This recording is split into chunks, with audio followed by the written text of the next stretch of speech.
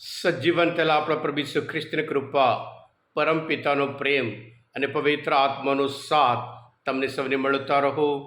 ખ્રિસ્તવાલા ભાઈઓ તથા બહેનો, એપ્રિલ 21મી તારીખ પાસ્કા પછીનો પ્રથમ દિવસ. તમારા બાઇબલ લઈ લો, પ્રભુ ઈસુના વચન સાંભળીએ. માથ્યુનો ગ્રંથ 28મો અધ્યાય 8થી 15મી કલમ સુધી. બીથી અને અતિશય આનંદની મિશનર લાગણી અનુભવતી સ્ત્રીઓ તાબડતોબ કબર આગળથી નીકળી શિષ્યોને કબર આપવા દોડી. ત્યાં માર્ગમાં તેમને ઈસુનો બેઠો થયો. તેમણે કહ્યું, કુશળ રહો. સ્ત્રીઓએ પાસે આવીને તેમના પગ પકડી પ્રણામ કર્યા. પછી ઈસુએ તેમને કહ્યું, બીશો નહીં. જાઓ, જઈને મારા ભાઈઓને કહો કે તેઓ ગાલિલ ચાલ્યા જાય. ત્યાં તેમને મારા દર્શન થશે. એ સ્ત્રીઓ જતી હતી તેવામાં એકાએક કેટલાક ચોકીદારો શહેરમાં આવીને જે બન્યું હતું તે બધું મુખ્ય પુરોહિતોને જણાવ્યું. મુખ્ય પુરોહિતોએ આગેવાનોને મળીને મસલત કરીને ને સૈનિકોને સારી એવી લાંચ આપીને કહ્યું, તમે એમ કહેજો કે તેના શિષ્યો રાતે આવ્યા હતા અને અમે ઊંઘતા હતા તે દરમિયાન તેના શબને લઈ ગયા હતા. જો આ વાત સુબાને કાને જશે તો અમે તેમને સમજાવીશું. તમને આંચ આવવા નહીં દઈએ.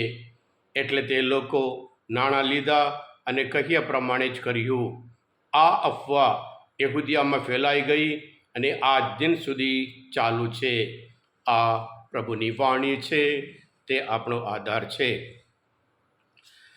ખ્રિસ્તવાલા ભાઈ તથા બહેનો, દુનિયામાં બે પ્રકારની શક્તિઓ, સત્ય અને જુઠ્ઠું, જીવન અને મરણ, પ્રેમ અને નફરત. આજના શુભ સંદેશમાં આપણે જોઈએ છીએ જે સ્ત્રીઓ મગદલાને મરિયા અને અન્ય મરિયા અને બધા સુસાના બધા વચન કહે છે, તેઓ ભીતિ અને અતિશય આનંદ.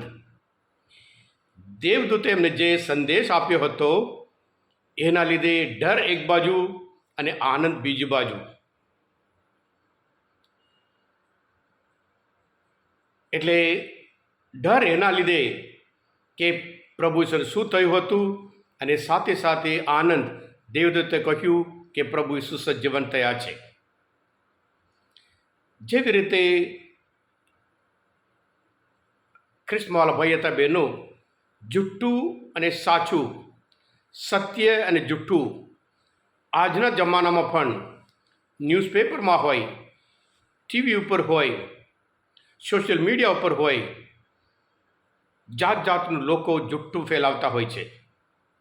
જુઠ્ઠું જલ્દીથી ફેલાવવામાં આવે છે, પણ જુઠ્ઠું બહુ ટકશે નહીં.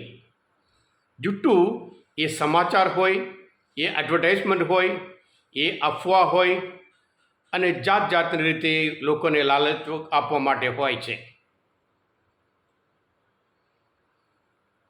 આજના શુભ સંદેશમાં આપણે જોઈએ છીએ આ સ્ત્રીઓને પ્રભુ ઈસુના દર્શન થાય છે. સ્ત્રીઓને સજીવન તેલા પ્રભુ ઈસુનું પ્રથમ દર્શન આ સ્ત્રીઓ માટે થયું.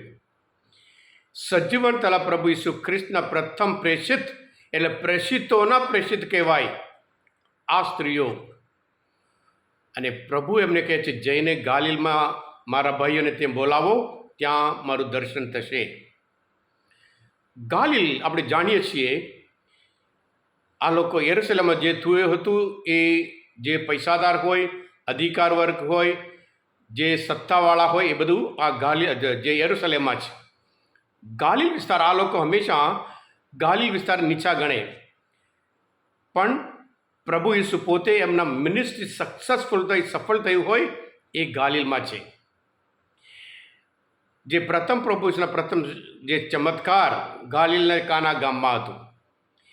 એમના શિષ્યને બોલાવી હોય એ ગાલિલ વિસ્તારમાં.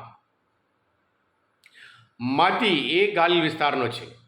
એટલે આ લોકો હંમેશા ગાલિલ વિસ્તારના લોકોને ખરાબ વિચાર, એટલે એ લોકો અનએજ્યુકેટેડ માણસો છે, અભણ છે, અને સાથે સાથે એ લોકો હિંસામાં ગમે તે કરી શકે એમ કરીને એવી રીતે આ લોકો વિશે માનતા હતા. પણ પ્રભુ ઈસુ ગાલિલ પસંદ કરવાનું હેતુ એ હતું, જ્યારે પ્રથમ શિષ્ય તરીકે થયા ત્યાં જેટલો ઉત્સાહપૂર્વક, ઉમંગપૂર્વક બધું છોડીને પ્રભુ ઈસુની પાછળ ગયા, એ ઉત્સાહ, એ આનંદ, એ ઉમંગ, એ જુસ્સો ફરી એમના જીવનમાં આપવા માટે પ્રભુ એમને બોલાવે છે. મુખ્ય પુરોહિતો અને આગેવાનો લાંચ આપે છે જુઠ્ઠું ફેલાવવા માટે, અફવા ફેલાવવા માટે, અને યહૂદીઓ આજ દિન સુધી એ જ માને છે. ખ્રિસ્તમાં ભાઈ બહેનો, સત્ય એક બાજુ અને જુઠ્ઠું બીજી બાજુ, બંને એક શક્તિઓ છે, બે અરબ પ્રકારની શક્તિ. પ્રભુ આપણે પસંદ કર્યા હોય, આપણે હંમેશા સત્યના પક્ષ રહીએ, અને સત્ય હંમેશા હિંમત આપે છે, શક્તિ આપે છે. આજના પહેલા શાસ્ત્ર પાઠમાં પણ જે ડરપોક પિતર એટલા પાવરફુલ બન્યા હતા કે સામાવાળાને કહી શક્યા કે તમે પ્રભુ ઈસુને મારી નાખ્યા. એટલી બધી તાકાત, એટલી બધી શક્તિ એ સત્યના લીધે છે. સત્ય ફેલાવવામાં ટાઈમ લાગશે, ધીરે ધીરે ફેલશે, પણ કાયમ જરૂર ટકશે. હા ક્રિસ્તમાં ભાઈ બહેનો, આજના શુભ સંદેશ મનચિંતન શાસ્ત્રપાઠ સમજવા માટે, પ્રભુ ઈસુના સંદેશ સ્વીકારવા માટે તમને મદદરૂપ થાય. તમે પોતે દિવ્ય દયા અને દિવ્ય સંદેશ સબસ્ક્રાઈબ કરજો અને બીજા માટે પણ ફોરવર્ડ કરજો, કારણ તમે બધા આશીર્વાદિત છો, અભિષિક્ત છો. પ્રભુ ઈસુ, હું તમારામાં વિશ્વાસ રાખું છું. God bless you all.